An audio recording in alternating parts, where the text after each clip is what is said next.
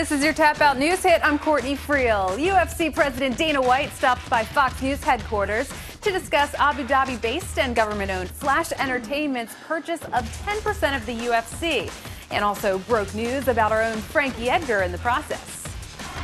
Do you guys know who his next opponent's going to be at this point? Frankie Edgar. So Frankie Edgar is the next, he's going for the title shot. Yes. Fox Fight Games fight analyst Frankie Edgar will face the lightweight champ BJ Penn in Abu Dhabi for the belt.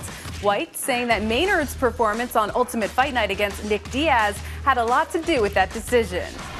BJ Penn right now is on a wave. Even though the loss to GSP, I think the fact that he's reinvigorated himself, he's training harder than he ever has, and the dominant performances he's putting on at 155 pounds, especially over somebody like Sanchez, we got to put people in there that we think have a better shot at beating BJ Penn.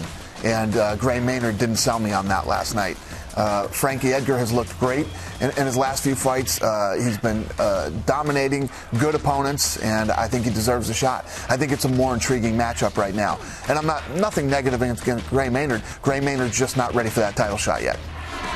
Meantime, former football great Herschel Walker making his Strikeforce debut January 30th in Miami on Showtime, but he was challenged by Fox & Friends' Brian Kilmeade first. Brian Kilmeade 45, Herschel Walker 47. Who wins? Herschel.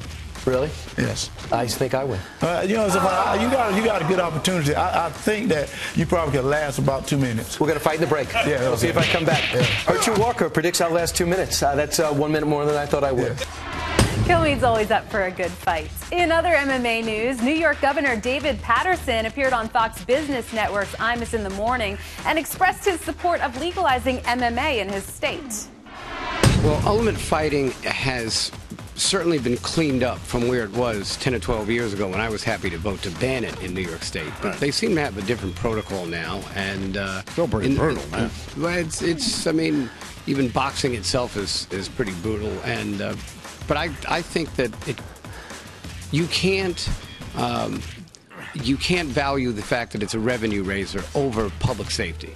But we think the public safety protections that they have in Ultimate Fighting make us feel comfortable that we can go forward.